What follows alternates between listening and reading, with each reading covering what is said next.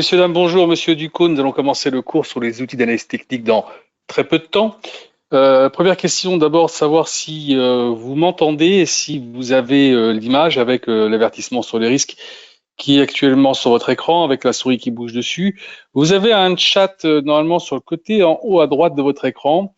Il y a un trait rouge, une flèche rouge qui vous permet d'accéder à ce chat et donc par là même de répondre aux questions que je vous poserai et aussi de poser des questions pendant le cours. Donc regardez si vous avez la possibilité de m'envoyer un petit message pour me dire que tout est OK. Je vous laisse le temps de regarder. En haut à droite de votre écran, normalement, vous devriez avoir la possibilité d'accéder au chat. Bon, on va attendre une petite poignée de secondes que le retardataire puisse se connecter et on reviendra poser la question dans la foulée pour voir. Mais normalement, je pense que tout le monde devrait me voir et m'entendre. À tout de suite. Bon, une dernière fois, est-ce que vous avez trouvé le chat avec le petit trait en rouge, le petit trait rouge en haut à droite de votre écran? Possibilité de me dire que tout est OK, son image. On va dire que tout est OK. Alors, j'enlève l'avertissement sur les risques. Voilà, on va se mettre. Alors, la question aujourd'hui, c'est la question du cours, c'est qu'est-ce que c'est que les outils d'analyse technique? On va apprendre donc aujourd'hui à mettre en place un graphique. À quoi sert un graphique? Comment il se construit? C'est la question. Le graphique, il est là en fait pour vous donner la possibilité de voir comment se comporte le produit que vous allez trader, ok, en s'appuyant sur ce qui s'est passé antérieurement. D'accord? C'est comme ça que ça marche. On a un historique. Par rapport à cet historique, on essaie de retrouver des figures, des zones d'appui, des zones de support, des couloirs qui nous donnent la possibilité de se dire, voilà, sur telle ou telle zone, on a eu une résistance, on a eu un retournement, telle figure nous a proposé telle réaction du marché, à tel niveau de RSI, il y a ça qui s'est passé. Les MACD, quand ils sont comme ça, qu'est-ce qui se passe? Bon, c'est ça qu'on va essayer de définir aujourd'hui. D'accord? Donc là-bas, la première chose qu'on fait, c'est d'abord de mettre en place les couloirs et résistances, et après, avec les supports et les résistances, bien sûr, et ensuite, on commence à insérer tous les autres outils qui vont nous servir à notre analyse. Alors, je vais prendre la liberté de faire le cours sur l'US 500, d'accord? Ouvrir graphique. Là, je mets ici le cours, voilà, hop, clic droit dans le graphique, propriété. Je vous fais voir un peu comment moi je le mets au niveau des couleurs. Après, évidemment, vous mettez vos couleurs, celles qui vous conviennent le mieux. Le texte en noir, la grille, j'ai fait disparaître, donc je mets même que le fond. La barre haussière en bleu, la barre baissière en rouge, bougie baissière en bleu et bougie baissière en rouge. Le reste, je ne touche pas, je fais juste OK. Je regarde en quoi je suis. Je suis ici en grossissant le trait. Je suis en bâtonnet. Moi, je vais être en candlestick et je vais mettre en daily.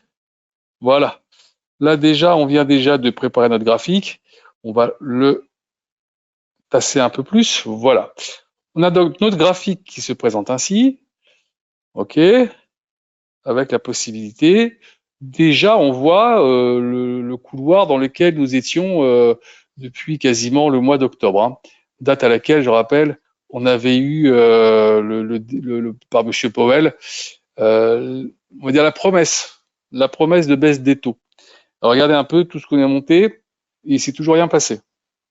Donc là, on redescend un peu en attendant toujours, et je rappelle que la Fed se réunit mercredi, sans vraiment attendre, on va dire, un miracle ce mercredi. Mais voilà, la Fed se réunit mercredi, on verra bien ce qu'ils vont dire. Mais pour l'instant, c'est pas encore à l'heure de baisser les taux sur les marchés, donc il faudra regarder tout ça de très près. Donc, comme je vous ai dit, une fois qu'on a mis en place ce graphique, on va chercher les couloirs. Donc, vous prenez votre souris, vous allez ici dans dessiner un canal équidistant, vous cliquez dessus, et vous voyez maintenant sur ma souris, j'ai deux petits barres parallèles qui vont me permettre, là maintenant, vous voyez, je prends ici le couloir qui était ici défini. On va juste le mettre en évidence, comme ça vous allez voir. On va grossir un peu, comme ça vous allez voir un peu mieux. Voilà, hop. Je le mets là, voilà. Vous voyez, là où il y a 3 petits carrés, c'est pour la pente. Là où il y a un seul carré, c'est pour la parallèle. Donc là, maintenant, je mets ma parallèle ici. Voilà. Je l'ai ici. On a le couloir qui est bien dessiné. Ici, je peux fermer. Je fais comme ça. Et donc, on voit bien le couloir dans lequel nous étions et la cassure que nous avons eue ici. D'accord? C'est bon pour l'instant. S'il y a quelque chose, j'espère que vous allez retrouver le chat pour pouvoir poser des questions. S'il y a des questions, ça serait plutôt bienvenu. Ensuite, on peut définir peut-être un nouveau couloir. Ce couloir, il partirait d'ici, vous voyez, et on pourrait faire ceci. Regardez, on a déjà ici l'ébauche peut-être d'un couloir, d'un nouveau couloir qui est en train de se mettre en place, en prenant ici, voilà, et on aurait à ce moment-là ce couloir-là qui serait en fait dans un canal qui était haussier, on est en train de peut-être redéfinir un canal baissier. Et voilà, là vous avez maintenant quelque chose d'assez intéressant à lire.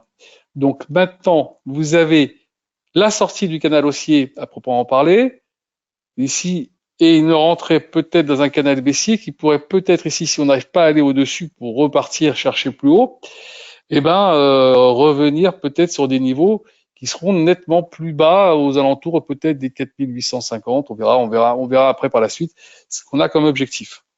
Donc, comme j'ai dit tout à l'heure, maintenant qu'on a mis ça en place, on va chercher les supports et résistances. Donc, je prends des barres horizontales.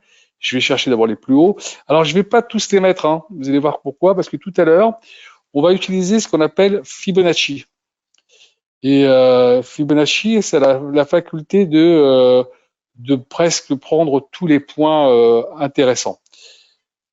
Alors, on va prendre juste les points bas. Voilà. Là, on va prendre celui-là ici. Allez, on va prendre ici aussi. Ça peut être intéressant aussi. Là. Parce que vous voyez, ça prend tous ces points ici, plus tous les points ici. Donc, c'est une sacrée résistance. Les 5167,70, c'est une sacrée résistance. Hein. Il n'y a pas photo. On est en plein dedans. On pourrait aller chercher encore un petit peu plus bas si on veut, hein, si on cherche à pousser un peu le bouchon. Et on pourrait aller chercher le niveau ici, soit le début à peu près du trend. Voilà, on pourrait prendre là si on a envie. Voilà, avec la petite cassure, avec le gap qu'on a laissé ici. Maintenant, si on veut aller chercher vraiment beau, vraiment, si on peut chercher le début du trend haussier qui était ici. Voilà, et il se trouve à 4124. Donc, on va essayer de faire, on va dire step by step, et on va voir un peu comment on peut essayer de compresser l'information. Alors, maintenant qu'on a mis ça en place, on peut commencer à mettre des insertions d'indicateurs.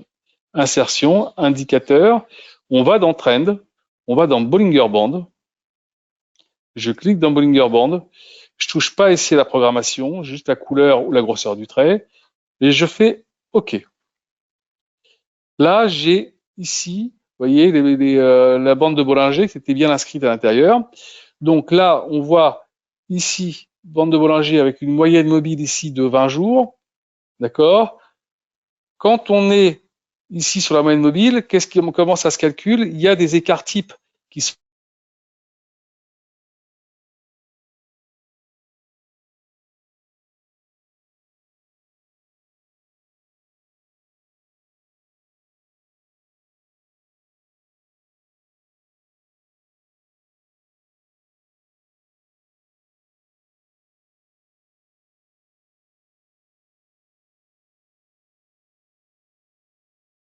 pile poil sur la bande de Bollinger et sur le trend qu'on a dessiné ici. D'accord? On calculé par rapport à cette moyenne mobile et qui vont nous dire de quelle façon les cours peuvent se déplacer par rapport au... Allô, allô? Vous m'entendez toujours? Alors, je continue. Il y a eu un petit bug de mon système. Donc, maintenant que nous avons mis ça en place, on voit bien ici le dessin, comment il est fait. On est juste sur le point. On attend de savoir si on va pouvoir passer au-dessus de cette ligne-là. Pour le moment, pas d'information majeure à prendre en ligne de compte. On continue. Insertion, indicateur, oscillateur. Et là, on va dans Relative Strike Index, c'est-à-dire les RSI. j'appuie sur RSI, touche pas à la programmation, encore une fois la couleur et la grosseur du trait, vous faites OK.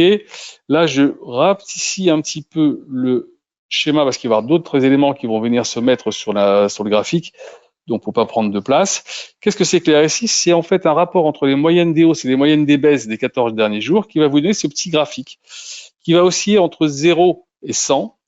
Et comment ça se lit? Quand on est proche des 30 ou en dessous de 30, marché en survente. Quand on est proche des 70 ou au-dessus de 70, marché en surachat. Là, comme vous voyez actuellement, on est 49, donc on est pile poil médian. Voilà un marché où pour l'instant on ne sait pas trop. Voilà, on est dans le vague. On était à un moment donné, il y a quelques jours de cela, c'est-à-dire le 19 du mois, on était un petit peu sur les 30 de RSI. Tout de suite après, on a rebondi. On était sur le bas de la bande de Bollinger. Tout était nickel pour un rebond. Là, maintenant, le marché ne sait pas encore ce qu'il va faire. Est-ce qu'il va aller chercher au-dessus? Est-ce qu'il va retourner? C'est la question. Donc maintenant, on continue. On a mis ça en place. Il y a bien un élément qui va nous donner encore un autre élément de réponse un peu plus intéressant. MACD. MACD, voilà, encore une fois, touche pas ici, on fait juste OK. Qu'est-ce que c'est que les MACD? En fait, les MACD, ce sont deux moyennes mobiles exponentielles de 12 et 26 jours qui vont nous donner une lecture un peu différente des moyennes mobiles classiques. D'accord? Non pas qu'on n'en a pas besoin des moyennes mobiles classiques, mais c'est toujours intéressant d'avoir les MACD, vous allez voir pourquoi. Vous avez un signal ici en rouge, et vous avez les MACD. Quand on est au-dessus du signal, marché haussier, dès qu'on commence à arrondir la MACD qui repasse en dessous du signal, marché baissier. Donc vous voyez à chaque fois, voilà, on commence à redescendre, on repasse en dessous du signal, marché baissier, c'est systématique. On repasse ici, vous voyez, on commence un petit peu à avoir un marché qui commence à s'incurver pour repartir vers le haut. Et alors là, hop, accélération haussière, on voit bien l'accélération, elle nous a permis d'aller rechercher le haut du trend d'ici. D'accord? Donc ça a une lecture. Alors peut-être vous prendrez pas le signal dès le départ parce que vous aurez peut-être un petit temps de retard et des fois il faut être plutôt précautionneux et attendre d'avoir une confirmation du départ du changement de cap, hein, que ce soit ici à la baisse ou à l'avant ou à l'achat. Et ça vous permet après de pouvoir au moins gagner les dernières les bougies qui sont ici. Je veux dire, si vous n'avez pas bossé sur la première, si vous avez bossé sur les autres, ça suffit largement. Vous avez fait un résultat. Donc ça, c'est intéressant de le mettre en place toujours. Toujours. MACD, RSI, c'est des choses qu'il faut vraiment garder. Je vous donne l'essentiel des instruments qui sont importants à garder sur un graphique. Donc évidemment, ça aussi, je vais rapetissir un petit peu parce que sinon ça prend un peu trop de place. Voilà, ça également. Alors maintenant, il y a encore un élément intéressant. Celui-là est un petit peu moins conventionnel, mais tout aussi intéressant. Oscillateur, et je vais chercher stochastique oscillateur. Stochastique oscillateur, hop, je fais OK, et voilà, vous l'avez ici. Alors, qu'est-ce que c'est que les stochastiques? À la base, les stochastiques, pourquoi je vous dis qu'il n'est pas très conventionnel? Parce que là-bas, c'est un produit qui avait été étudié pour la répartition du hasard.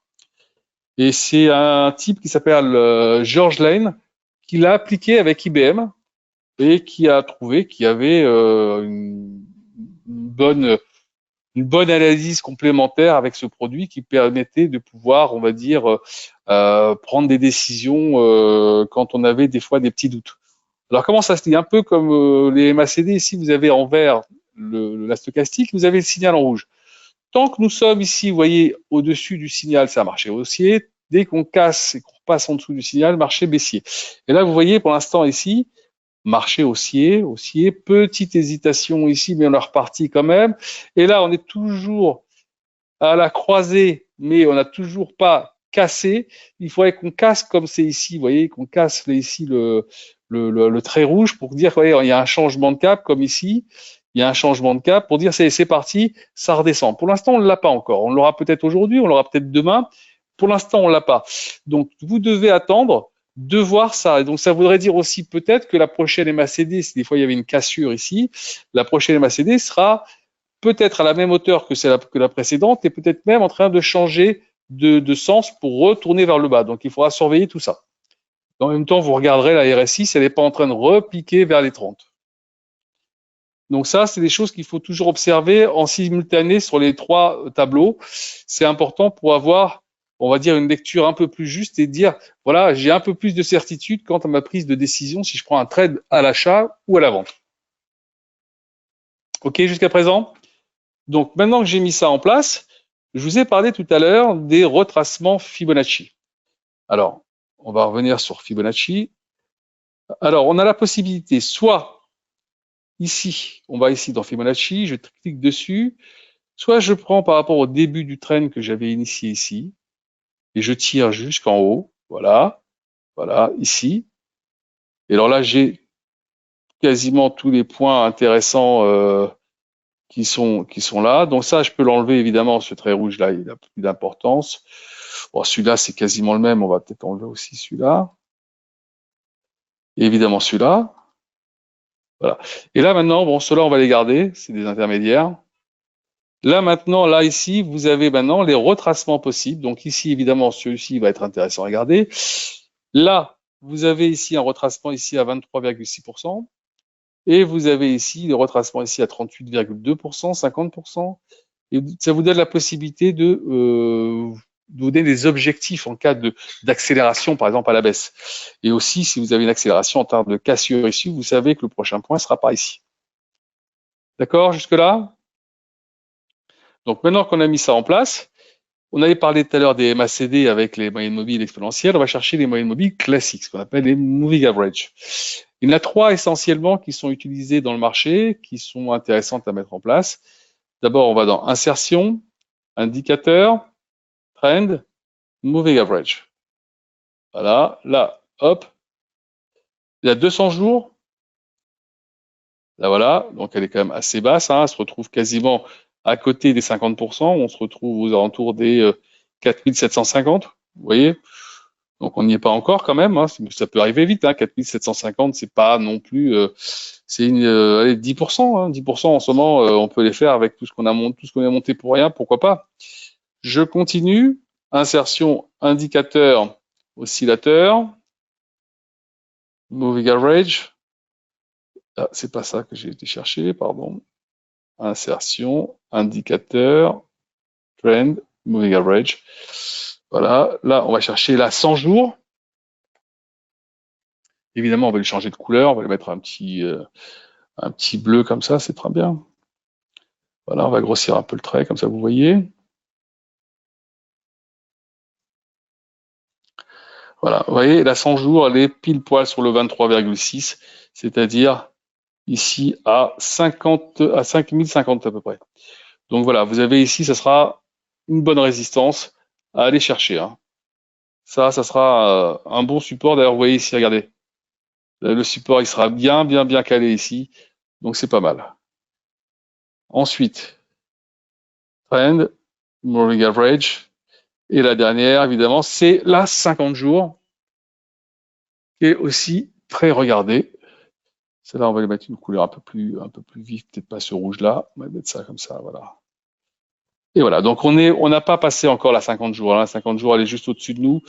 Elle est à une encablure, mais on ne l'a pas. Elle est à 5100, allez, 5180 à peu près, on va dire.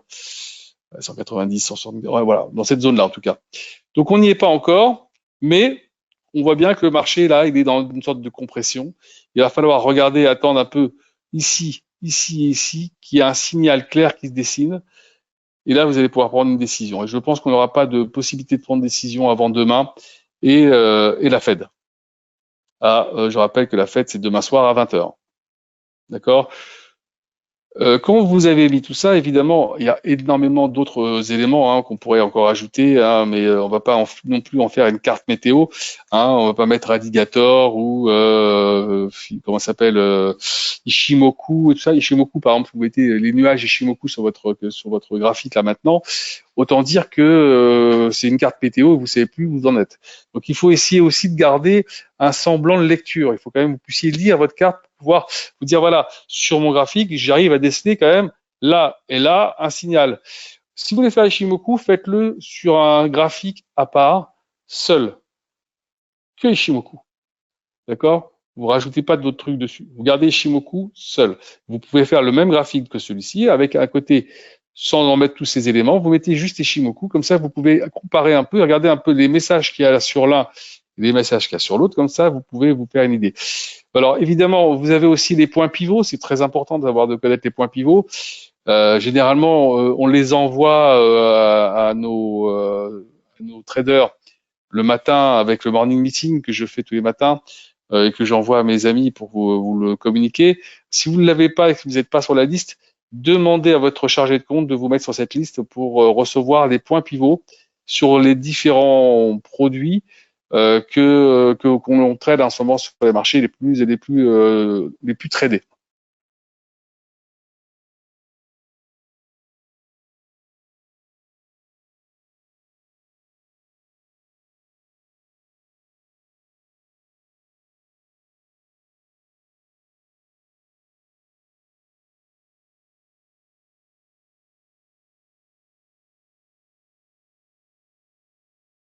C'est ouvert, vous marquez ici US 500, vous sauvez, et une fois que vous l'avez sauvé, vous allez la voir ici dans votre lexique, vous aurez un petit onglet qui va être ajouté, et à chaque fois que vous allez ouvrir votre PC sur la MT4, vous n'aurez plus qu'à aller sur votre onglet et vous aurez le gold, vous aurez le BTC, vous aurez l'euro-dollar, voilà, tout ce que vous aurez mis de côté et ça sera impeccable pour vous. Bon, je vous attends pour le prochain webinaire qui aura lieu jeudi sur le money management, très important également. Passez une excellente fin de journée et à très bientôt.